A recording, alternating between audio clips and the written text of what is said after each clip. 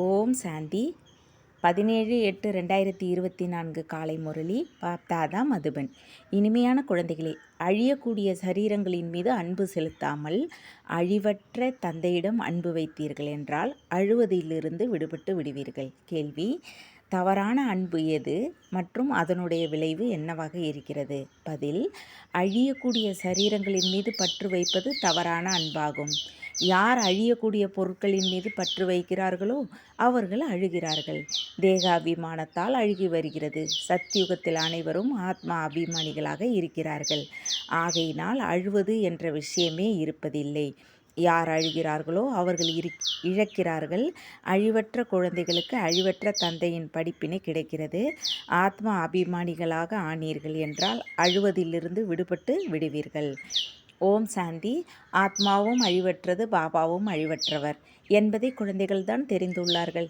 எனவே யாரிடம் அன்பு செலுத்துவது? அழிவற்ற ஆத்மாவிடம். அழிவற்றதின் மீதுதான் அன்பு செலுத்த வேண்டும். அழியக்கூடிய சரீரத்தின் மீது அன்பு செலுத்தலாகாது. முழு உலகமும் அழியக்கூடியது ஆகும். ஒவ்வொரு பொருளும் அழியக்கூடியதாகும். இந்த சரீரம் அழியக்கூடியது, ஆத்மா அழிவற்றதாகும். ஆத்மாவின் அன்பு அழிவற்றதாக இருக்கிறது. ஆத்மாவிற்கு ஒருபோதும் மரணமில்லை. அதனை சரியானது என்று சொல்லப்படுகிறது. நீங்கள் தவறானவராகிவிட்டீர்கள் என்று பாபா கூறுகின்றார். உண்மையில் அழிவற்றதின் மேல் அழிவற்ற அன்பு இருக்க வேண்டும். உங்களுடைய அன்பு அழியக்கூடிய சரீரத்தோடு ஏற்பட்டு விட்டது. ஆகையினால் அழ வேண்டி இருக்கிறது. அழிவற்றதோடு அன்பு இல்லை, அழியக்கூடியதோடு அன்பு இருக்கின்ற காரணத்தால் அழ வேண்டி இருக்கிறது. இப்போது நீங்கள் தங்களை அழிவற்ற ஆத்மா என்று புரிந்து கொள்கிறீர்கள் என்றால் அழுவதற்கான விஷயமே இல்லை. ஏனென்றால் ஆத்மா அபிமானிகளாக இருக்கின்றீர்கள். எனவே பாபா இப்போது உங்களை ஆத்மா அபிமானிகளாக மாற்றுகின்றார். தேக அபிமானிகளாக இருப்பதன் மூலம் அழ வேண்டியதாக இருக்கிறது. அழியக்கூடிய சரீரத்துக்காக அழுகிறார்கள். ஆத்மா இறப்பதில்லை என்று புரிந்தும் இருக்கிறார்கள். தங்களை ஆத்மா என்று புரிந்து கொள்ளுங்கள் என்று பாபா கூறுகின்றார். நீங்கள் அழிவற்ற தந்தையின் குழந்தைகள், அழிவற்ற ஆத்மாக்களாவீர்கள். நீங்கள் அழ வேண்டிய அவசியம் இல்லை. ஆத்மா ஒரு சரீரத்தை விட்டு வேறொரு சரீரத்தை நடிக்கிறது. இது வேறொரு நடிப்பை நடிக்கிறது. இது விளையாட்டாகும். நீங்கள் சரீரத்தின் மீது ஏன் பற்று வைக்கிறீர்கள்? தேகம் உட்பட தேகத்தின் அனைத்து சம்பந்தங்களில் இருந்து புத்தியின் தொடர்பை துண்டியுங்கள். தங்களை அழிவற்ற ஆத்மா என்று புரிந்து கொள்ளுங்கள். ஆத்மா ஒருபோதும் இறப்பது இல்லை. யார் அழிகிறார்களோ அவர்கள் இழக்கிறார்கள் என்று பாடப்பட்டு உள்ளது. ஆத்மா அபிமானிகளாக ஆவதின் மூலம்தான் தகுதியானவர்களாக ஆவீர்கள். எனவே பாபா வந்து தேக அபிமானியிலிருந்து ஆத்மா அபிமானியாக மாற்றுகின்றார். நீங்கள் எப்படி மறந்து விட்டவர்களாக இருக்கின்றீர்கள்? பிறவிகளாக நீங்கள் அழ வேண்டி இருக்கிறது. இப்போது மீண்டும் ஆத்மா அபிமானிகளாக ஆவதற்கான படிப்பினை உங்களுக்கு கிடைக்கிறது. பிறகு நீங்கள் ஒருபோதும் அழமாட்டீர்கள். இது அழிகின்ற உலகமாகும். அது சிரிக்கின்ற உலகமாகும். இது துக்கமான உலகம், அது சுக நிறைந்த உலகம். பாபா மிகவும் நல்ல விதத்தில் படிப்பினை கொடுக்கின்றார். அழிவற்ற குழந்தைகளுக்கு அழிவற்ற தந்தையின் படிப்பினை கிடைக்கிறது. அவர்கள் தேக அபிமானிகளாக இருக்கின்றார்கள் என்பதால் தேகத்தை பார்த்துதான் கல்வியை கொடுக்கிறார்கள். எனவே தேகத்தின் நினைவு வருவதனால் அழுகிறார்கள். சரீரம் அழிந்து விட்டதை பார்க்கிறார்கள். பிறகு அவர்களை நினைவு செய்வதன் மூலம் என்ன பலன்? மண்ணை நினைவு செய்வார்களா என்ன? அழிவற்ற பொருள் வேறொரு சரீரத்தை எடுக்கிறது. யார் நல்ல கர்மம் செய்கிறார்களோ அவர்களுக்கு சரீரமும் நல்லதாக கிடைக்கிறது என்பதை குழந்தைகள் தெரிந்திருக்கிறார்கள். சிலருக்கு கெட்டுப்போன நோயுடைய சரீரம் கிடைக்கிறது. அதுவும் கூட கர்மத்தின்படி ஆகும். நல்ல கர்மம் செய்தால் மேலே சென்று விடுவார்கள் என்பது கிடையாது. இல்லை, மேலே யாரும் செல்ல முடியாது. நல்ல கர்மம் செய்தால் நல்லவர்கள் என்று சொல்லப்படுவார்கள். நல்ல பிறவி கிடைக்கும். இருந்தாலும் கீழே இறங்கத்தான் வேண்டும். நாம் எப்படி உயர்கிறோம் என்பதை நீங்கள் தெரிந்து உள்ளீர்கள். நல்ல கர்மங்களின் மூலம் சில மகாத்மாக்களாக ஆகலாம். இருந்தாலும் கலை குறைந்து கொண்டேதான் செல்லும். இருந்தாலும் ஈஸ்வரனுடைய பெயரால் நல்ல கர்மம் செய்கிறார்கள் என்றால் அவர்களுக்கு அல்பகால சிறிது காலத்திற்கான சுகம் அளிக்கின்றேன் என்று பாபா கூறுகின்றார். இருந்தாலும் ஏணிப்படியில் கீழே இறங்கத்தான் வேண்டும். நல்ல பெயர் கிடைக்கும். இங்கே மனிதர்கள் நல்ல கெட்ட கர்மங்களை கூட தெரிந்திருக்கவில்லை. ரித்தி சித்து வேலை செய்பவர்களுக்கு எவ்வளவு மரியாதை கொடுக்கிறார்கள். அனைத்தும் அஞ்ஞானமாகும். யாராவது மறைமுகமாக தானம் புண்ணியம் செய்கிறார்கள், தர்மசாலை மருத்துவமனை கட்டுகிறார்கள் என்று வைத்துக் கொள்ளுங்கள். அடுத்த பிறவியில் அதற்கு பதிலாக கண்டிப்பாக நன்மை கிடைக்கும். பாபாவை நினைவு செய்கிறார்கள், திட்டவும் செய்கிறார்கள். இருந்தாலும் கூட வாயினால் பகவானுடைய பெயரே சொல்கிறார்கள். மற்றபடி அஞ்ஞானிகளாக இருக்கின்ற காரணத்தினால் எதையும் தெரிந்திருக்கவில்லை. பகவானை நினைத்து ருத்ர பூஜை செய்கிறார்கள். ஆனால் முட்டாள்தனமாக என்னென்ன உருவாக்குகிறார்கள், என்னென்ன செய்கிறார்கள். எவ்வளவு மனிதர்களோ அவர்களுக்கு அத்தனை குருமார்கள் இருக்கிறார்கள். மரத்தில் புது புது இலைகள் கிளைகள் போன்றவை வருகிறது என்றால் எவ்வளவு அழகாக இருக்கிறது. சதோகுணம் உடையதாக இருக்கின்ற காரணத்தினால் அவற்றுக்கு மகிமை ஏற்படுகிறது. இந்த உலகமே அழியக்கூடிய பொருட்களின் மீது அன்பு செலுத்தக்கூடியது என்று பாபா கூறுகின்றார். சிலருக்கு மிகவும் அதிக அன்பு இருக்கிறது என்றால் பற்றின் காரணமாக பைத்தியமாகி விடுகிறார்கள். பெரிய பெரிய செல்வந்தர்கள் மோகத்திற்கு வசமாகி பைத்தியமாகி விடுகிறார்கள். தாய்மார்கள் ஞானம் இல்லாத காரணத்தினால் அழியக்கூடிய சரீரத்துக்காக விதவையாகி எவ்வளவு அழுகிறார்கள். நினைவு செய்து கொண்டே இருக்கிறார்கள். இப்பொழுது நீங்கள் தங்களது ஆத்மா என்று புரிந்து மற்றவர்களையும் ஆத்மா என்று பார்க்கின்றீர்கள் என்றால் கொஞ்சம் கூட துக்கம் ஏற்படாது. படிப்பை வருமானத்திற்கான ஆதாரம் என்று சொல்லப்படுகிறது. படிப்பில் குறிக்கோளும் இருக்கிறது. ஆனால் அது ஒரு பிறவிக்கு ஆகும். அரசாங்கத்திலிருந்து சம்பளம் கிடைக்கிறது, படித்துவிட்டு வேலை செய்கிறார்கள். அப்போது பணம் போன்றவை கிடைக்கிறது. இங்கே விஷயமே புதியதாகும். நீங்கள் அழிவற்ற ஞான ரத்தினங்களின் மூலம் பையை எப்படி நிறைத்து கொள்கிறீர்கள்? பாபா நமக்கு அழிவற்ற ஞான பொக்கிஷங்களை கொடுக்கின்றார் என்று ஆத்மா புரிந்து கொள்கிறது. பகவான் படிப்பிக்கின்றார் என்றால் கண்டிப்பாக பகவான் பகவதியாகத்தான் மாற்றுவார்.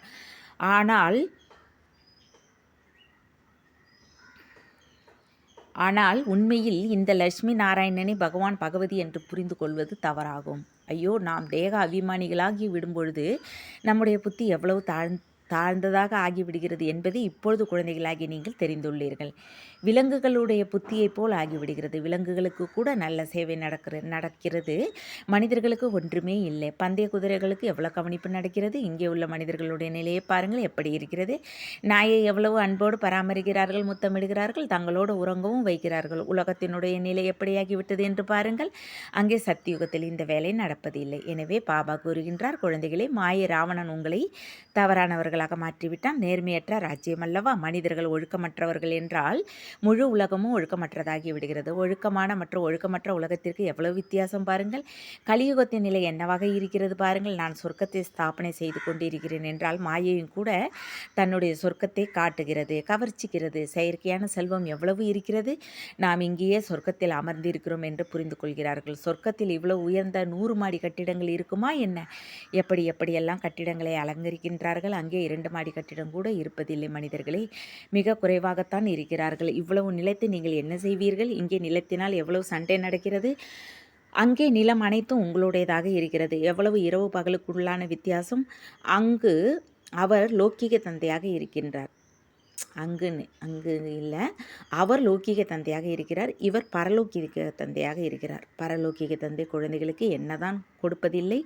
நீங்கள் அரைக்கல்பம் பக்தி செய்கிறீர்கள். பாபா தெளிவாக கூறுகின்றார், இதன் மூலம் முக்தி கிடைப்பதும் இல்லை, அதாவது என்னை சந்திப்பதும் இல்லை. நீங்கள் முக்தி தாமத்தில் என்னை சந்திக்கிறீர்கள், நானும் முக்தி தாமத்தில் இருக்கின்றேன், நீங்களும் முக்தி தாமத்தில் இருக்கின்றீர்கள். பிறகு அங்கிருந்து நீங்கள் சொர்க்கத்திற்கு செல்கின்றீர்கள். அங்கே சொர்க்கத்தில் நான் இருப்பதில்லை. இது கூட நாடகமாகும். பிறகு அப்படியே திரும்பவும் நடக்கும்.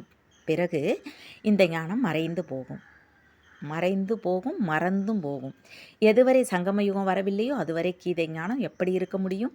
மற்றபடி என்னவெல்லாம் சாஸ்திரத்தில் இருக்கிறதோ அவை அனைத்தும் பக்தி மார்க்கத்தின் சாஸ்திரங்களாகும். இப்போது நீங்கள் ஞானத்தை கேட்டுக்கொண்டிருக்கிறீர்கள். நான் விதையாக இருக்கின்றேன், ஞானக்கடலாக இருக்கின்றேன்.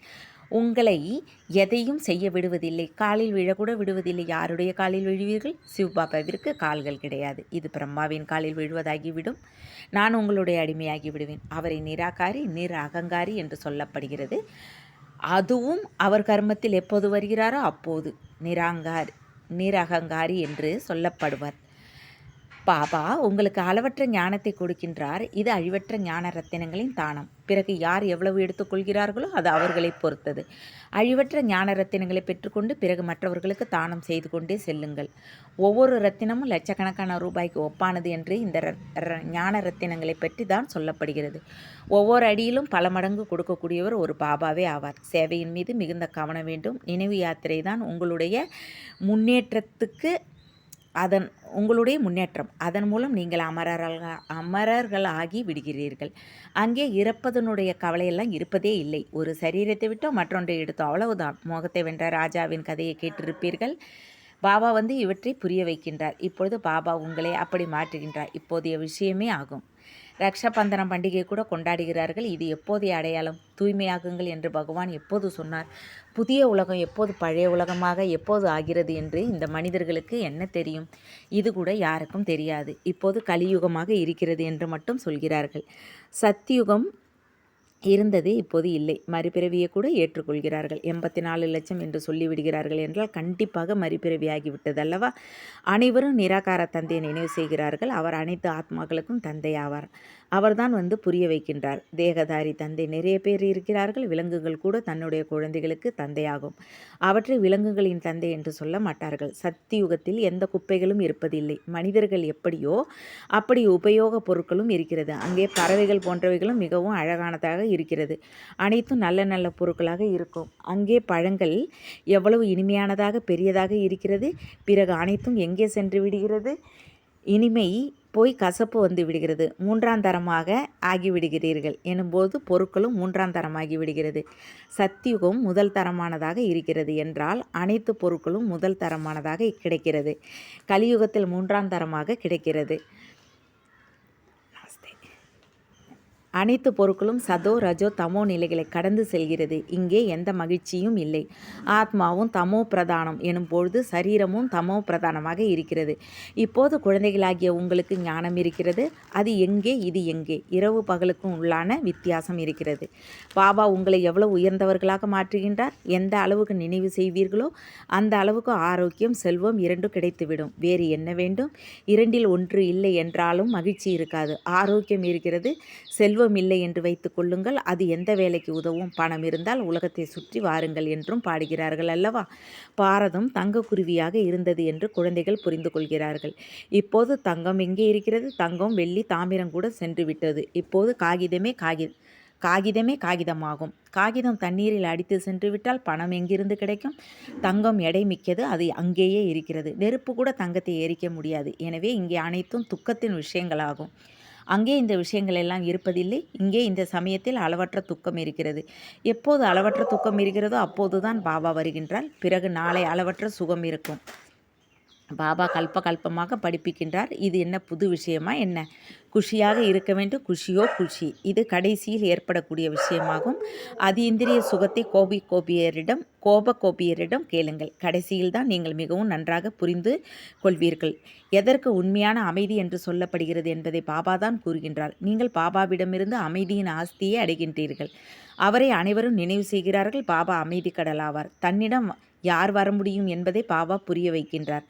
அந்த தர்மம் அந்தந்த சமயத்தில் வருகிறது. சொர்க்கத்தில் வர முடியாது. இப்போது சாது சன்னியாசிகள் நிறைய பேர் வந்து விட்டார்கள். எனவே அவர்களுக்கு மகிமை நடக்கிறது. தூய்மையாக இருக்கிறார்கள் என்றால் கண்டிப்பாக அவர்களுக்கு மகிமை இருக்க வேண்டும். இப்போது புதிதாக இறங்கி உள்ளார்கள். பழையவர்களுக்கு அந்த அளவுக்கு மகிமை இருக்க முடியாது. அவர்கள் சுகத்தை அனுபவித்து தமோ பிரதானத்தில் சென்று விட்டார்கள். எவ்வளவு அதிகமான குருமார்கள் விதவிதமாக வருகிறார்கள். இந்த எல்லையற்ற மரத்தை யாரும் தெரிந்திருக்கவில்லை. எந்த அளவிற்கு எல்லைக்கு உட்பட்ட மனித மரம் படர்ந்திருக்கிறதோ அந்த அளவிற்கு பக்தியின் பொருட்கள் இருக்கிறது என்று பாபா புரிய வைக்கின்றார். ஞானம் என்பது விதையாகும். எவ்வளவு சிறியதாக இருக்கிறது. பக்திக்கு அரை கல்பமாகிறது. இந்த ஞானம் இந்த ஒரு கடைசி பிறவிக்காக மட்டும் ஆகும். ஞானத்தை பெற்று நீங்கள் அரை கல்பத்திற்கு எஜமானர்களாகி விடுகிறீர்கள். பக்தி முடிந்து விடுகிறது. பகல் வந்து விடுகிறது. இப்பொழுது நீங்கள் சதா காலத்திற்கும் மகிழ்ச்சியானவர்களாக ஆகின்றீர்கள்.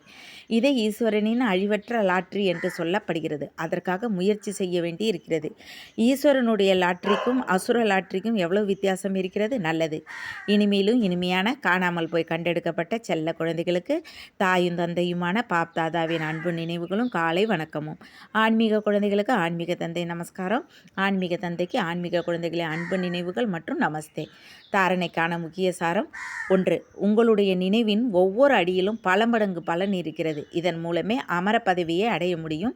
பாபாவிடமிருந்து என்ன அழிவற்ற ஞான ரத்தினங்கள் கிடைத்திருக்கிறதோ அவற்றை தானம் செய்ய முடியும். 2. ஆத்ம அபிமானிகளாக ஆகி அளவற்ற குஷியை அனுபவம் செய்ய வேண்டும். சரீரங்களிலிருந்து பற்றை நீக்கி எப்பொழுதும் மகிழ்ச்சியாக இருக்க வேண்டும். பற்றை வென்றவர்களாக ஆக வேண்டும். வரதானம்: ஒவ்வொரு நொடியையும் கடைசி நொடி என புரிந்து கொண்டு சதா ஆன்மீக போதையில் இருக்கக்கூடிய விசேஷ ஆத்மா ஆகுக. சங்கம யுகம் ஆன்மீக போதையில் இருப்பதற்கான யுகம் ஆகும். ஆகையினால் ஒவ்வொரு நொடியும் ஆன்மீக போதையின் அனுபவம் செய்து கொண்டே இருங்கள். ஒரு பொழுதும் எந்த ஒரு சூழ்நிலை மற்றும் பரீட்சையில் குழப்பம் அடையக்கூடாது. ஏனென்றால் இந்த சமயம் அகால மரணத்திற்கான சமயம் ஆகும். ஒருவேளை சிறிது நேரம் போதைக்கு பதிலாக குழப்பம் அடைந்திருக்கின்றீர்கள். மேலும் அந்த நேரத்தில் இறுதி நொடி வந்துவிட்டால் அந்த மதி கதி கடைசி நிலைதான் முதல் நிலையாகும். என்னவாகும்? ஆகையினால் எவ்வரடி என்ற பாடம் கற்பிக்கப்படுகிறது. ஒரு நொடி கூட ஏமாற்றம் தரக்கூடியதாக ஆக முடியும். ஆகையினால் தன்னை விசேஷ ஆத்மா என புரிந்து கொண்டு ஒவ்வொரு எண்ணம், வார்த்தை மற்றும் செயல் செய்யுங்கள். மேலும் சதா ஆன்மீக போதையில் இருங்கள். ஸ்லோகன்: சஞ்சலமற்றவர்களாக ஆக வேண்டுமென்றால் வீணானதை மற்றும் கெட்டதை சமாப்தி செய்யுங்கள். ஓம் சாந்தி.